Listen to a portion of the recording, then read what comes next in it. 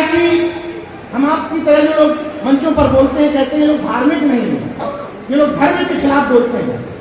मैं एक बात दावे और चुनौती के साथ कह रहा हूं कि जितने लोग कबीर साहब को मानते हैं, जितने बाबा साहब को, बुद्ध को मानते हैं, पेरियार साहब को मानते हैं, उनसे बड़ा मानववादी और धार्मिक कोई हो नहीं सकता। अब कैसे? हर चीज, हर बात के पीछे प्रूफ और लॉजिक होना चाहिए। कैसे? जो लोग कहते हैं कि हम धार्मिक हैं, अभी कुछ दिन पूर्व मूर्ति विसर्जन में आप लोगों ने देखा, जो लोग कहते हैं कि मुझे मां गंगा ने बुलाया, जो लोग कहते हैं कि यमुना मेरे लिए मां है, सरस्वती मां है, यमुना मां है, सरयू मां है, लेकिन हम लोग मानववादी लोग, प्रकृति पूजक लोग, हम लोग नदी को नदी मानते हैं, रिवर मां नहीं मानते। इसके बावजूद नदी को गंदा नहीं करते, ना राख डालते हैं, ना मूर्ति डालते हैं, ना गंदा कचरा डालते हैं। तो तुम हमसे बड़े धार्मिक कैसे हो गए? एक बात। दूसरी बात, चूहे को मेरे जैसा मानववादी आदमी मानता है कि चूहा एक छोटा जीव है। यहां मंच पर तमाम लोग उसको जीव मानते हैं, लेकिन जो धार्मिक लोग चूहे को गणेश का वाहन मानते हैं, उसमें से दावा कर रहा हूं 90% से ज्यादा लोग घर में चूहा मार दबा रखते हैं, मतलब गणेश के वाहन को मारते हैं। उससे मेरी भावनाएं हाथ होती है, जरूर रहती है। तो तुम ज्यादा बड़े धार्मिक हो या हमारे जैसे मानववादी ज्यादा बड़े धार्मिक है? मैं चूहे का पिंजरा रखता हूं, चूहादानी, और मैं उसको बिना मारे बाहर फेंक देता हूं। तो तब तुम ज्यादा बड़े धार्मिक हो कि हम ज्यादा बड़े धार्मिक? तीसरी बात, जिन लोगों ने धर्म की परिभाषा घंटी हिलाना, अगरबत्ती दिखाना बना रखा है, वो जरा ये बताएं, चीनी, शक्कर जानते हैं सब लोग, या गुड़ यहां ज्यादा होता है इस क्षेत्र में? गुड़ का धर्म क्या होता है? मिठास। उसी तरीके से नमक का धर्म क्या होता है? उसका कसैलापन। इंसान का उसी तरीके से धर्म क्या होना चाहिए? इंसानियत। मानव का धर्म क्या होना चाहिए? मानवता। तो हम हैं, तो हमसे बड़े धार्मिक तुम कैसे हो गए? बताइए। हम मानव की बराबरी पर भरोसा करते हैं। हम गाय को माता ना मानते हुए हम कुत्ते को भी कुछ नहीं करते हैं, ना गाय को डंडा मारते हैं, कुत्ते को मारते हैं। तुम हमसे बड़े धार्मिक कैसे हो गए? तुम सिर्फ एजेंडावाद सेटर हो। समाजों के भीतर से नए नए लड़कों को तमंचे से तोप बनाना पड़ेगा, और तमंचे से तोप बनी में कैसे बनी? बहुत आसान तरीका है बनने का। अमूमन जिस लड़के को आप कहते हो क्या ये बेकार घूमता रहता है, नेताओं के साथ फोटो खिंचवाता है, समाज के कार्यक्रमों में जाता है, कुछ करता ही नहीं है, जो कुछ नहीं करता है वही समाज के लिए फुल टाइमर साबित हो सकता है। क्योंकि जो कुछ करता है वो अपने प्रमोशन को बचाएगा, वो अपनी नौकरी को बचाएगा, वो अपने धन दौलत जो इकट्ठी कर रखी है उस पर बुलडोजर न चल जाए उसको बचाएगा। जो कुछ नहीं करता है वही समाज के लिए फुल टाइमर हो सकता है। उसी तमंचे को आपको तोप बनाए। दोनों में ही माहिर, उनके शब्दों में है शक्ति और दिल में है प्यार। हर नई आवाज के लिए वो उठाते हैं हुंकार। इन्हीं पंक्तियों के साथ मैं माननीय नीरज पटेल जी से अनुरोध करती हूँ कि वो मंच पर आए और अपने विचारों से हमें प्रभावित करें। नीरज सर के आने से पूर्व मैं दो लाइनें जो है कहना चाहता हूँ कि जीतना तो हमें अकेले भी आता है, जीतना तो हमें अकेले भी आता है, परंतु आप सबको पा लिया है, परंतु आप सबको पा लिया है तो आसमान को छूना है। Thank you. अब मैं अपने नेक्स्ट वक्ता श्री नीरज पटेल जी को आमंत्रित कर रहा हूं और जोरदार तालियों के साथ हम नीरज पटेल जी का स्वागत करेंगे, क्योंकि वो जिस अंदाज में बहुजन की बातें करते हैं वह अपने आप में अतुलनीय है। श्री हमारे बीच हमारी बहना प्रोफेसर ऋतु की हमारे बीच उपस्थित होती है, हो चुकी हैं। हम जनपद बिजनौर की ओर से आपका आभार और अभिनंदन करते जोरदार हैं। तालियों के साथ में प्रोफेसर रवि जी का स्वागत करें। आ जाइए। मैं आमंत्रित कर रहा हूं अपने अगले वक्ता श्री नीरज पटेल जी को।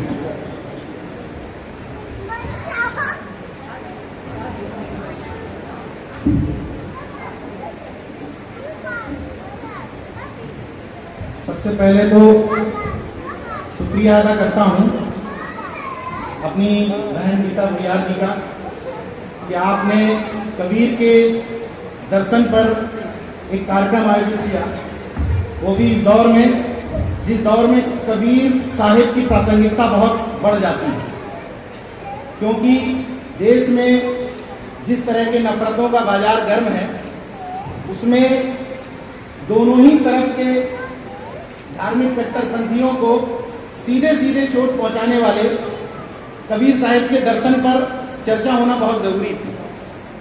वैसे अमूमन मंचों पर जाने से पहले सोचना नहीं पड़ता है, लेकिन जहां पर बड़े भाई रविकांत जी बगल में बैठे थे और हिंदी साहित्य के प्रोफेसर कबीर साहिब पर इतनी जानकारी रखने वाले, तो मैंने कहा कि पहले किसी को बुलवा दो, इसके बाद बोला जाएगा। लेकिन खैर, सीधी समाज के बीच में बात रखनी है। सबसे इंपॉर्टेंट बात यह है समझने की कि देखिए, हमारा इतिहास किस तरीके से छुपाने की, दबाने की और बरगलाने की कोशिश की है। आप जरा सोच करके देखिए, किसी भी तथाकथित प्रकांड विद्वान से पूछिए कि कबीर साहिब का जन्म कब हुआ था, तो अधिकांशतः लोग तारीख नहीं बता पाए। अभी तक सारी तारीख कोई डिफाइन नहीं हो पाई, लेकिन तारीख डिफाइन नहीं हो पाई, लेकिन वो लोग ये बता देते हैं कि विधवा ब्राह्मणी के गर्भ से हुआ।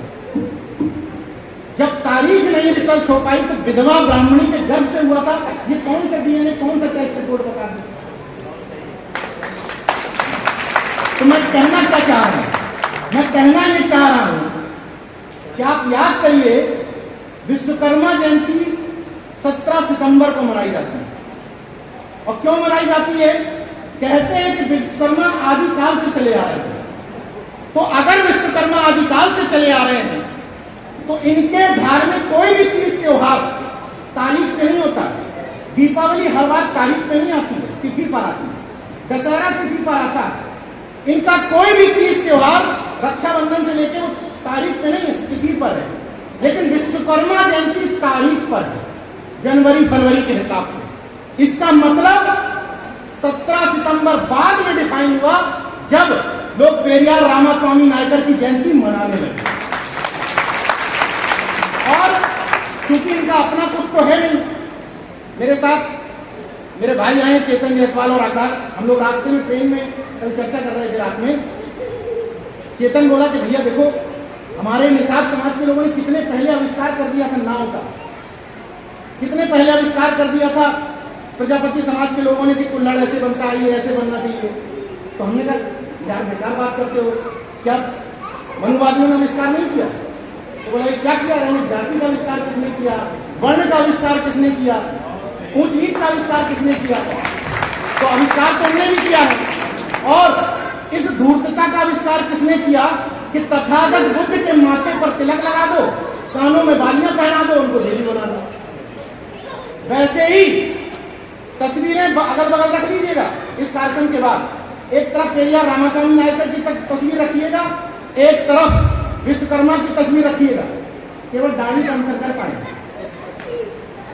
यानी कि जब इनको ये लगने लगा कि पेरियार रामास्वामी नायकर को मानने वाले लोग तर्कवादी बात करेंगे, तर्कशील बात करेंगे, मानववादी दृष्टिकोण की बात करेंगे, तो उन्होंने 17 सितंबर को ही चिपका दिया। वैसे ही जैसे कबीर साहब की जन्म जयंती न बताने वाले लोग ये बताने लगे कि विधवा ब्राह्मणी के गर्भ से हुआ। इसी तरीके से चंद्रगुप्त मौर्य इतने महान कैसे हुए? कैसे हुए इतने महान? तो चाणक्य फिट कर दिया साथ में। भाई चंद्रगुप्त महान अपने आप से महान कैसे हो सकते हैं? तो चाणक्य फिट कर दो। शिवाजी इतने सूरवीर महान कैसे हो गए? तो दादाजी कौन को फिट कर दो। इतिहास की इस साजिशों को आपको समझना पड़ेगा। और समझना कैसे होगा? हमारे जैसे लोगों को लखनऊ के बुला लोगे उससे थोड़ा बहुत अंतर आएगा, जहाँ चलो ठीक ठाक लगता है, बोल लेते हैं। अपने अंदर, अपने समाजों के भीतर, अपने मोहल्ले के भीतर आपको ऐसे लोग तैयार करने पड़ेंगे जिसको कहते हैं तमंचा, समझते हैं ना सब लोग, तमंचा, रिवॉल्वर। यानी कि आपको अपने समाजों के भीतर से नए नए लड़कों को तमंचे से तोप बनाना पड़ेगा। और तमंचे के तोप बनेंगे कैसे? कैसे बने? बहुत आसान तरीका है बनने का। अमूमन जिस लड़के को आप कहते हो क्या ये बेकार घूमता रहता है, नेताओं के साथ फोटो खिंचवाता है, समाज के कार्यक्रमों में जाता है, कुछ करता ही नहीं है, जो कुछ नहीं करता है वही समाज के लिए फुल टाइमर साबित हो सकता है। क्योंकि जो कुछ करता है वो अपने प्रमोशन को बचाएगा, वो अपनी नौकरी को बचाएगा, वो अपने धन दौलत जो इकट्ठी कर रखी है जिस पर बुलडोजर न चल जाए उसको बचाएगा। जो कुछ नहीं करता है वही समाज के लिए फुल टाइमर हो सकता है। उसी तमंचे को आपको तोप बनाना है। कैसे? आप जिन लोगों की आलोचना करते हैं उनकी आलोचना करने की बजाय उनसे एक बात सीखिएगा। 10 लोग जब किसी व्यक्ति से मिलने जाते हैं उसके घर पे, तो एक फटेहाल व्यक्ति उन 10 में से उस फटेहाल व्यक्ति की तारीफ 9 लोग ऐसे करते हैं, साहब 10 गांव का बोर्ड है, वो ऐसे मुंह उठा के देखता है, हमारे घर के वोट हमारे कहने को नहीं देते, ये कह रहे 10 गांव का वोट बैंक है। लेकिन 9 लोग एक व्यक्ति की तारीफ करते हैं और फिर वो आपके ही समाज के नेताओं से वो 10वां फटेहाल व्यक्ति जिसके पास शाम को खाने का नहीं है, मांग के खाता है, भिक्षा मांग करके, उससे काम करवा लेते हैं महिमा मंडन करके। लेकिन हम लोग क्या करते हैं? प्रोफेसर रविकांत को जानते हो? हाँ, वही लखनऊ यूनिवर्सिटी में पढ़ाते हैं, प्रोफेसर है, ठीक है, कहा। अपने व्यक्ति को हमेशा ऐसे प्रेजेंट करो कि उससे महान कोई है ही नहीं। कैसे? जैसे यहां पर जितने लोग बैठे हैं इनमें से जितने लोग मुझे पहले सुनते थे वो लोग तो चलो जानते हैं कि आप ठीक ठाक बोल लेते हैं, लेकिन बाकी लोग मुझे गौर से क्यों सुन रहे हैं? क्योंकि जो हमारे कार्यक्रम संचालक महोदय हैं इन्होंने तमंचे को तोप बना के प्रेजेंट किया। नीरज भाई पटेल लखनऊ से आए हैं, बड़े अच्छे वक्ता हैं, बड़े क्रांतिकारी पत्रकार हैं। तो आप लोगों के मन में आया कि आप सुन लेते हैं कि क्या बोल रहे हैं। ऐसे ही हमें अपने आप के बीच में जो 10 लोगों का 20 लोगों का समूह, उसमें 2 काम जरूर करना है। एक तो तमंचे को तोप बनाना है, दूसरा काम क्या करना है सबसे इंपॉर्टेंट, अपने किसी भी ग्रुप में, गांव, मोहल्ले, आस पड़ोस के ग्रुप में काले कोट वाले जरूर रखना है। काले कोट का मतलब वकील। जितना समय आप नेताओं को फोन करने में खर्च करेंगे कि ये गाड़ी नहीं छोड़ रही, ये छोटी सी FIR नहीं लिख रही, 5 काले कोट वाले और 5 कैमरे वाले आपके ग्रुप में शामिल हो गए, सब लिखने लगे, बिना किसी को तेल लगाए, बिना किसी को फोन किए। ये बात क्यों कह रहा हूं मैं? इसलिए कह रहा हूं क्योंकि हम लोगों की आदत में शुमार हो चुका है व्यक्तिवाद। हम किसी को भी बहुत जल्दी, नीरज पटेल जिंदाबाद, चाहे भी जिंदाबाद, हमारी दुकानदारी महापुरुषों में जमकर चल रही है, उनको जिंदाबाद करो, उनको माला डालो। हम लोग अभी माले के लायक नहीं है। दूसरी बात, माला के लायक क्यों नहीं है? माला किसको पहनाई जाती है? मुर्दा व्यक्ति। हम लोग तो वैसे ही जिंदा है, विचारों से भी जिंदा है, आवाज से भी जिंदा है। तो हम लोगों को कम से कम माला से मुक्त रखो। उन नेताओं को माला जरूर पहनाओ जो विचारों से मुर्दा होते हैं। और नेताओं को खास तौर पर इसलिए भी पहनाई जाती है, समाज उनको बताता है कि तुम हमारी नजर में मुर्दा हो, वो समझ नहीं पाते, वो सोचता है कि सम्मान हो रहा है। हकीकत में समाज ये कहता है कि तुम हमारे किसी काम के नहीं रह गए, इसलिए माला पहनो और निकल दो यहां से। मैं फिर से महिलाओं से एक अनुरोध करूंगा कि आज किसकी जयंती आप लोग मनाने आई है? संत कबीर साहेब की, उनकी जयंती मनाने आई है। तो संत कबीर साहब, यहाँ पर 2 लोग ऐसे हैं, और लोग हो तो मैं नहीं जानता। मेरे बेटे का भी नाम कबीर है और डॉक्टर रविकांत, प्रोफेसर रविकांत जी के भी बेटे का नाम कबीर है। तो हम लोगों ने अपने बच्चों के नाम कबीर को सोच समझ के रखे होंगे ना। कबीर में ऐसी क्या चीज हम लोगों को पसंद आई है? मुझे जो लगता है कि मुझे कबीर के दर्शन में सबसे महत्वपूर्ण चीज जो पसंद आई कि कबीर साहब मूर्ति पूजा के पाखंड और अंधविश्वास के विरोधी थे और दोनों ही तरफ के पाखंडों का विरोध किया। काकर पाथर जोड़ के मस्जिद नहीं बनाए, ताचल मुल्ला बाग दे क्या बहरा हुआ खुदा। अगर उन्होंने उस धर्म पर चोट की है तो उन्होंने यहां भी कहा पाखंड पूजे हरी मिले तो मैं पूजूं पहाड़, मतलब पत्थर पूजने से अगर हरी मिल जाए तो मैं पहाड़ पूज लूं। अब कबीर साहब ने तो पत्थर पूजने से मना किया था, तो आप लोग ये मत समझना कि पत्थर नहीं पूजना है लेकिन गोबर पूजना। तमाम लोग अपने ढंग से व्याख्या करते हैं ना, जो उनको सहूलियत मिल जाती है। कहते हैं भैया पत्थर के लिए मना किया था, गोबर पूजने के लिए मना नहीं किया था। तो आगे कुछ ऐसे आइटम आ रहे हैं, उसमें ध्यान रखना है। क्यों ध्यान रखना? देखिए मैं विशेष तौर पर अपनी माताओं बहनों से कह रहा हूं ये बात। क्यों कह रहा हूं? इसलिए कह रहा हूं क्योंकि हम लोग तो मंचों पर बड़े अच्छे ध्यान दे लेते हैं, कार्यक्रमों में शामिल हो जाते हैं, सम्मान भी करवा लेते हैं, बेल्ट भी लगवा लेते हैं, लेकिन हमारे ही जैसे तमाम सारे वक्ताओं के घरों में हम कहते हैं बेटा गोबर है पूजना नहीं है। घर में बताती है पत्नियां बेटा गले से पूज लो। तो हम लोगों से ज्यादा जिम्मेदारी आप लोगों की है, क्योंकि बच्चा आप लोगों के कनेक्ट में ज्यादा रहता है। हम लोग तो चले जाते हैं कार्यक्रमों में, ऑफिस चले गए, कोई पढ़ाने चला गया, कोई डॉक्टर है तो वहां चला गया, लेकिन बच्चों के साथ महिलाएं दिन भर रहती हैं। अगर आपने कबीर साहिब की इस लाइन को रख लिया कि हम बच्चे को अपने पत्थर नहीं पूजने देंगे, तो आधा काम समाज का हो जाएगा ना। और अभी कुछ दिन पहले देखिए ताली बजा रही हैं, लेकिन मैं दावे के साथ कह रहा हूं कि कुछ दिन पहले अभी एक त्योहार था जिसमें टॉपअप रिचार्ज किया जाता है 1 साल का। 1 साल का टॉपअप करो, पति 1 साल चलता है, फिर 1 साल का टॉपअप पति, फिर लाइफ टाइम वाला कोई टॉपअप बनाई नहीं कंपनी। मतलब मोबाइल में आपको लाइफ टाइम टॉपअप वैलिडिटी मिल जाएगी, लेकिन उस करवा चौथ में लाइफ टाइम वैलिडिटी नहीं है। हर साल आपको 1 साल की वैलिडिटी वाला रिचार्ज करना है। 1 साल पति आपका चलेगा, फिर अगले साल रिचार्ज करना, फिर चलेगा। लेकिन हमारे जैसे लोग हैं जो बिना टॉपअप बिना रिचार्ज के चल रहे हैं।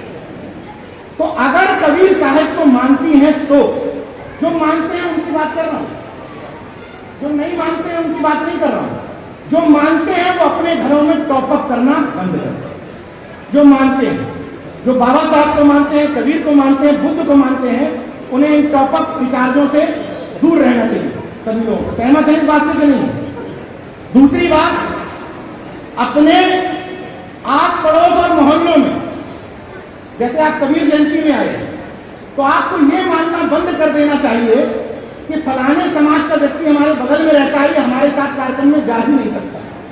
आपको ट्राई मानना बंद नहीं करना। जैसे जिन लोगों को आप अपना दुश्मन मानते हैं वो आपको ट्राई मानना बंद नहीं किए। कर्पूरी ठाकुर जी के नाम पर 100 रुपए का सिक्का भी जारी किया, यानी कि वो हर समाज को ट्राई मारते हैं। महर्षि वाल्मीकि के नाम पर अयोध्या का एयरपोर्ट का नाम रखा है, लेकिन हम ट्राई मारना बंद कर देते हैं सोचते हुए कि फलाने के घर पे तो इस पार्टी का झंडा लग गया। अगर भाई आप तथागत बुद्ध के अनुयायी हैं, तथागत की एक कहानी तो सबने सुनी होगी, बिच्छू वाली सुनी है ना, कि तथागत नहा रहे थे, एक बिच्छू आके बार बार डंक मार रहा था, लेकिन वो बिच्छू को उठा करके बार बार बाहर रखते थे, बिच्छू फिर डंक मारता था। जब तथागत से किसी ने पूछा कि वो बार बार डंक मारता है, क्यों उसको बचाने के प्रयास में, तो तथागत ने कहा कि बिच्छू का धर्म है कि ये डंक मारेगा ही, इसके गुण धर्म में ये व्याप्त है, लेकिन मैं इंसान हूं, मेरी जिम्मेदारी है इंसानियत और मानवता, मेरी जिम्मेदारी है कि मैं इसको न बचाऊं। वैसे ही फलक को अगर जिद है बिजलियां गिराने की, तो हम आपको भी ठाननी पड़ेगी वहीं पर आसियां बसाने। मतलब विरोधी को अगर आदत पड़ी हुई है आपकी सिलोंडी को तोड़ने की, उसको आदत है, वो तोड़ेगा, लेकिन आपको जिद करना पड़ेगा कि हम इस यूनिटी को बचा करके रखें हर हाल में। जब सामने वाला अपनी आदत से मजबूर है तो हम भी अपनी आदत से मजबूर होंगे। दूसरी बात, कहा जाता है कि हम आपकी तरह जो लोग मंचों पर बोलते हैं, कहते हैं ये लोग धार्मिक नहीं है, ये लोग धर्म के खिलाफ बोलते हैं। मैं एक बात दावे और चुनौती के साथ कह रहा हूं कि जितने लोग कबीर साहब को मानते हैं, जितने बाबा साहब को, बुद्ध को मानते हैं, पेरियार साहब को मानते हैं, उनसे बड़ा मानववादी और धार्मिक कोई हो नहीं सकता। अब कैसे हर चीज हर बात के पीछे प्रूफ और लॉजिक होना चाहिए। कैसे?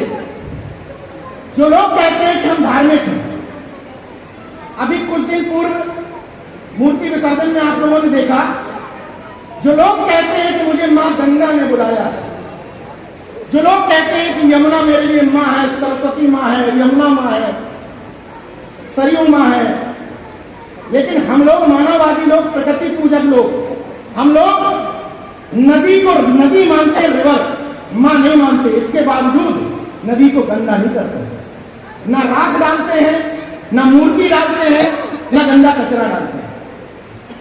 तो तुम हमसे बड़े धार्मिक कैसे हो गए? एक बात। दूसरी बात, चूहे को मेरे जैसा मानववादी आदमी मानता है कि चूहा एक छोटा जीव है। यहां मंच पर तमाम लोग उसको जीव मानते हैं, लेकिन जो धार्मिक लोग चूहे को गणेश का वाहन मानते हैं, उसमें से दावा कर रहा हूं 90% से ज्यादा लोग घर में चूहा मार दवा रखते हैं, मतलब गणेश के वाहन को मारते हैं। उससे मेरी भावनाएं हाथ होती है, जरूर रहती है। तो तुम ज्यादा बड़े धार्मिक हो या हमारे जैसे मानववादी ज्यादा बड़े धार्मिक है? मैं चूहे का पिंजरा रखता हूं, चूहादानी, और उसको बिना मारे बाहर फेंक देता हूं। तो तब तुम ज्यादा बड़े धार्मिक हो कि हम ज्यादा बड़े धार्मिक? तीसरी बात, जिन लोगों ने धर्म की परिभाषा घंटी हिलाना, अगरबत्ती दिखाना बना रखा है, वो जरा ये बताएं, चीनी, शक्कर जानते ना सब लोग, या गुड़ यहां ज्यादा होता है इस क्षेत्र में, गुड़ का धर्म क्या होता है? मिठास। उसी तरीके से नमक का धर्म क्या होता है? उसका कसैलापन। इंसान का उसी तरीके से धर्म क्या होना चाहिए? इंसानियत। मानव का धर्म क्या होना चाहिए? मानवता। तो हम हैं, तो हमसे बड़े धार्मिक तुम कैसे हो गए? बताइए। हम मानव की बराबरी पर भरोसा करते हैं। हम गाय को माता ना मानते हुए हम कुत्ते को भी कुछ नहीं करते हैं, ना गाय को डंडा मारते हैं, कुत्ते को मारते हैं। तुम हमसे बड़े धार्मिक कैसे हो गए? तुम सिर्फ एजेंडावाद सेटर हो। इसलिए अंतिम अपील के साथ बात खत्म करूंगा कि यहां बैठा हुआ हर शख्स, उसकी एक जिम्मेदारी है कि इनके सांप्रदायिक और नफरतवादी एजेंडे में नहीं फंसना। जो लोग आपको हिंदू, मुस्लिम, गाय, गंगा, गोबर, गौमूत्र में फंसाना चाहते हैं, हिंदू हिंदुस्तान की बात करते हैं, जरा आकलन करके देखो, जो हिंदी की बात करते हैं वो अपने बच्चों को इंग्लिश मीडियम स्कूल में पढ़ाते हैं। जो हिंदू की बात करते हैं वो किसी भी बड़े शहर में सिफारिशें लगाते हैं कि किसी तरीके से क्रिश्चियनिटी मिशनरी स्कूलों में हमारे बच्चे का एडमिशन हो जाए, लंबी लंबी सिफारिशें लगवाते हैं। और जो लोग हिंदुस्तान की बात करते हैं उनके बच्चे विदेशों में रहते हैं। तो हिंदुस्तान का ठेका किसने ले रखा है? हमारे आपके बच्चों ने। दंगों में शहीद होने का फैसला किन लोगों ने ले रखा? हमारे आपके बच्चों ने। उनके बच्चे बीसीसीआई के चेयरमैन बनेंगे, बड़े बड़े उद्योगपति बनेंगे, ब्यूरोक्रेट्स बनेंगे, टेक्नोक्रेट्स बनेंगे, और हमारे आपके बच्चे धर्म के रक्षक बनेंगे। किसी भी तरफ से, जाति की बात नहीं कर रहा हूं, किसी भी तरफ से मरने वाला, चाहे हिंदू की तरफ से मरे, मुस्लिम की तरफ से मरे, क्रिश्चियन की तरफ से मरे, उसकी सामाजिक पृष्ठभूमि उठा के देख लीजिए, उसका घर खपरेल ही होगा। मुझे आपको बता दो कि दंगों में एसी में सोने वाले कितने घरों के बच्चे मरते हैं, क्योंकि ये कावड़ ढोने का ठेका हमारे आपके बच्चों ने ले रखा। उन लोगों ने तो पढ़ाई लिखाई का ठेका ले रखा। याद करके देख लीजिएगा, गुजरात के दंगों का सबसे बड़ा पोस्टर हुआ है अशोक मुखी। आज जाकर के पूछिए उसकी क्या स्थिति है। जूते की दुकान पर फिर से जूता सिल रहा। किसी भी तथाकथित हिंदू धर्म का रक्षक उसके घर की रक्षा करने नहीं आया, उसको अपने घर को चलाने के लिए खुद लड़ना पड़ रहा है और हर दिन संघर्ष करना पड़ रहा है। इसलिए हिंदू हिंदुस्तान का ठेका उन लोगों पे छोड़ दो, अपने बच्चों के भविष्य के लिए काम करो। ये देखो कि उसके बस्ते में कॉपी किताबें कैसे रख पाएंगी, हमारी रसोई का खर्च कैसे चल पाएगा। जब ये छोड़ी दिया तुमने कि देश के प्रधानमंत्री 56 इंची है, चाइना से टकरा जाता है, इतना मजबूत प्रधानमंत्री तुमने दे ही दिया है, तो काहे देश का चिंता कर रहे हो? जब इतना मजबूत तुम्हारे देश का प्रधानमंत्री है कि चीन 70 कांपता है, तो सोचो इतने मजबूत प्रधानमंत्री के रहते हुए हिंदू खतरे में कैसे हो सकता है? तो या तो दो बातें हैं, या तो प्रधानमंत्री कायर है, डरपोक है, और या अगर शक्तिशाली है तो फिर हिंदू खतरे में नहीं होगा। मतलब दोनों चीजें एक साथ कैसे हैं कि 56 इंची भी और हिंदू खतरे में भी है? ये सब हिंदू खतरे में नहीं है, दरअसल इनकी राजनीतिक दुकान खतरे में। और यहां बैठी हुई महिलाओं के ऊपर ये जिम्मेदारी है। अगर महिलाओं के ऊपर कहते हैं तो पुरुष कहते हैं वाह, हमारे ऊपर तो कहीं नहीं है। ऐसा लगता है जैसे इन्होंने तो पूरा पाखंड और अंधविश्वास बिल्कुल छोड़ ही दिया। सबकी भी जिम्मेदारी है यहां बैठे हुए लोगों की। अगर इन पांडालों में आने के बाद कोई भी पाखंडी कथावाचकों के पांडालों में जाता है तो वो समाज का दुश्मन है। अगर इस तरह के बहुजन पांडालों में आ रहे हो तो उन कथावाचकों के पांडालों में जाना बंद कर दो जो कहते हैं कि साल भर बच्चे को ना पढ़ाओ, एग्जाम के समय शिवलिंग में बेलपत्री चिपका दो, बच्चा पास हो जाए। क्या पास हो सकता है बच्चा? जब पता है तो क्यों मानते हो उनकी बात? जब पता है तो क्यों जाते हो उनके पांडालों में? जितने भी ये तथाकथित धर्म के रक्षक हैं, इनका एकमात्र एजेंडा है अपने जाति वर्चस्व की पुनर्स्थापना करना, और वो गाहे बगाहे मंचों पर अपनी जाति के वर्चस्व को स्थापित आप लोगों पे कर ही देते हैं, और हम बड़े गर्व के साथ ताली बजाते रहते हैं। तो आपको शूद्र बताते हैं, गालियां देते हैं, लेकिन हम गर्व से तालियां बजा करके चले आते हैं। तो मैं फिर से धन्यवाद दूंगा आयोजकों को इस कार्यक्रम में बुलाने के लिए, और इन्हीं 3 निवेदनों के साथ बात खत्म कर दूंगा। पहला, जितनी बात आप मंचों पर अच्छी लगती है, पहली चीज तो जो वक्ता है वो जितनी बात माइक से बोले अपने जीवन में लागू करें, एक बात, और जितने लोग उसकी सहमति में सिर हिलाएं वो अपने घर में लागू करें, दूसरी बात। तीसरी बात, जो आयोजक कार्यक्रम करवाएं और उसमें जितने भी आयोजक लोगों को जोड़ें, इस बात का ध्यान रखें कि वो कबीर साहिब के जीवन दर्शन को फॉलो कर रहा है या नहीं।